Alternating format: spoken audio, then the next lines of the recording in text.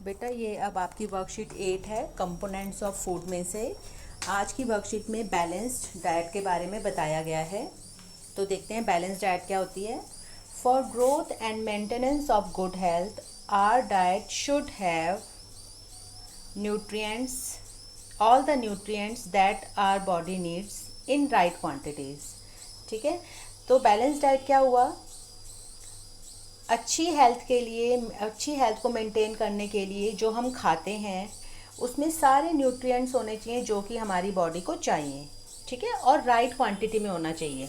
अब हमने इतने सारे न्यूट्रिएंट्स पढ़े हैं, है ना। कार्बोहाइड्रेट्स हो गए, मिनरल्स हो गए, वाइटामिन हो गए, रफेज हो गया। ये सारे जो न्यूट्रिएंट्स हैं वो हमारी डाइट में होने होने चाहिए। Not too much of one and not too little of other. ऐसा भी नहीं होना चाहिए कि कोई एक न्यूट्रिएंट तो बहुत ज़्यादा हो, ठीक है, और एक कोई न्यूट्रिएंट बहुत कम हो। बैलेंस डाइट वो है जिसमें सारे न्यूट्रिएंट्स बिल्कुल सही मात्रा में हो, ना ज़्यादा ना कम।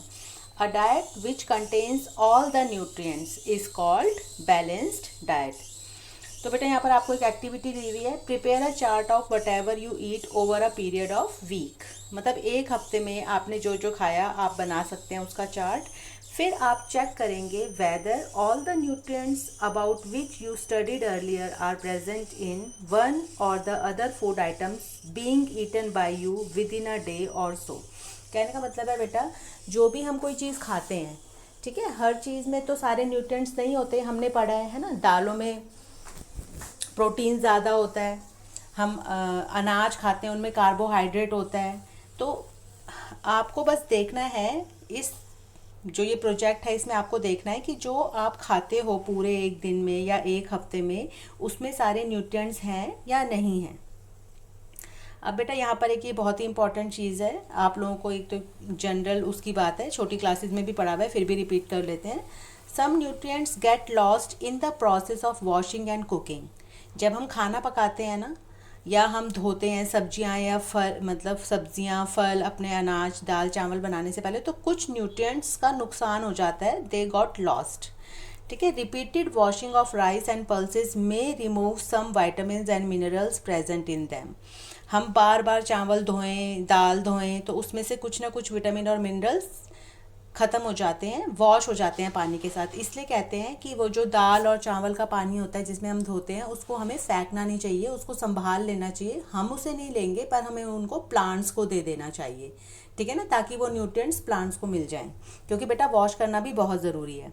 अब washing fruits and vegetables after peeling them off also results in loss of some vitamin and minerals. तो बेटा ये जो फ्रूट्स और वेजिटेबल्स हैं उन्हें छीलने के बाद कभी भी धोना नहीं है, काटने के बाद। कई लोग होते हैं सब्जी काटी और फिर धोया, मतलब वो तो बिल्कुल भी नहीं करना, उसमें से तो बहुत सारे मिनरल्स ख़त्म हो जाते हैं।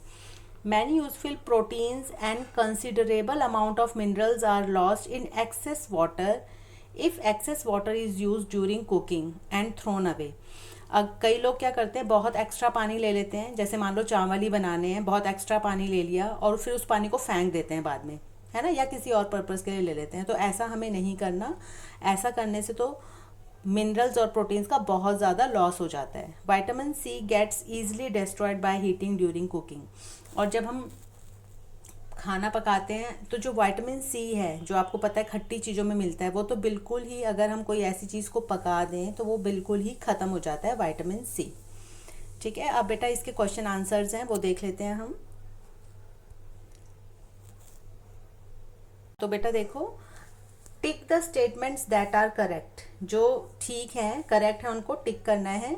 फर्स्ट है, by eating rice alone we can fulfil nutritional requirement of our body. कि अगर हम सिर्फ चावल खाएं तो हमारे बॉडी को जितने भी न्यूट्रिएंट्स हैं वो सब मिल जाते हैं। तो ये गलत है ना बेटा, तो इट्स रॉन्ग, आप इसमें क्रॉस लगाएंगे।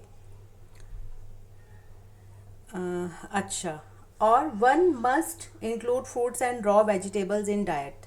मतलब किसी को भी, हम सबको अपने डाइट में फ्रूट्स और कच्ची सब्जियों को इंक्लूड करना चाहिए। बिल्कुल ठीक है बेटा, इससे हमें रफेज भी मिलेगा, प्रोटीन्स मिनरल्स वगैरह वो ख़त्म भी नहीं होंगे जब हम उन्हें पकाएंगे। तो अब next question is which vitamin gets easily destroyed by heating during cooking, तो वो है विटामिन सी।